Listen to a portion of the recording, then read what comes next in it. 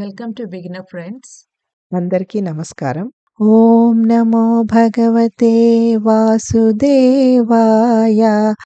ఓం నమో భగవతే వాసుదేవాయ. భగవద్గీత పారాయణలో ఈరోజు 6వ అధ్యాయము ఆత్మ సంయమ యోగము లేదా ధ్యాన యోగము 33వ శ్లోకము. శ్లోక నెంబర్ 33.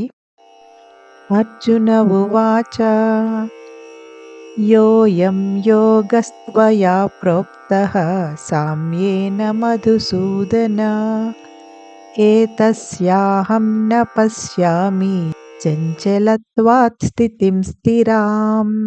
తాత్పర్యము: అర్జునుడు ఈ విధంగా పలికెను: ఓ మధుసూదన, నీవు చెప్పిన ఈ యోగ విధానము ఈ చంచలమైన మనస్సు వలన నాకు ఆచరింపశక్యము కానిది మరియు అసాధ్యమైనది అని అనిపిస్తున్నది.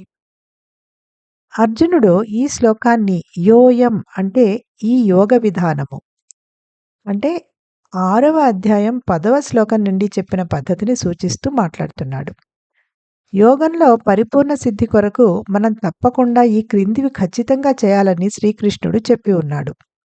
ఇంద్రియములను నిగ్రహించాలి, అన్ని కోరికలను త్యజించాలి, మనస్సుని భగవంతునిపైనే నిమగ్నం చేయాలి, ఆయననే అచంచలమైన మనస్సుతో స్మరించాలి, అందరినీ సమదృష్టితో చూడాలి.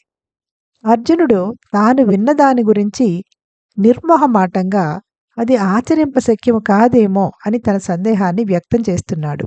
ఈ పైన చెప్పినవేవీ మనస్సుని నియంత్రించకుండా సాధ్యం కావు. మనస్సు చంచలంగా ఉంటే ఈ యోగ విషయాలన్నీ కూడా అసాధ్యమే అవుతాయి కదా.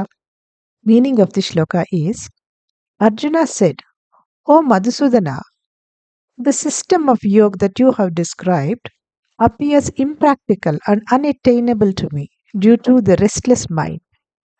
Arjuna speaks this verse beginning with the words Yoyam, that is, this system of yoga, referring to the process described from the 10th sloka of 6th chapter and thereafter. Sri Krishna has just finished explaining that for perfection in yoga, we must subdue the senses, give up all desires, focus the mind upon God alone, think of God with an unwavering mind, see everyone with equal vision.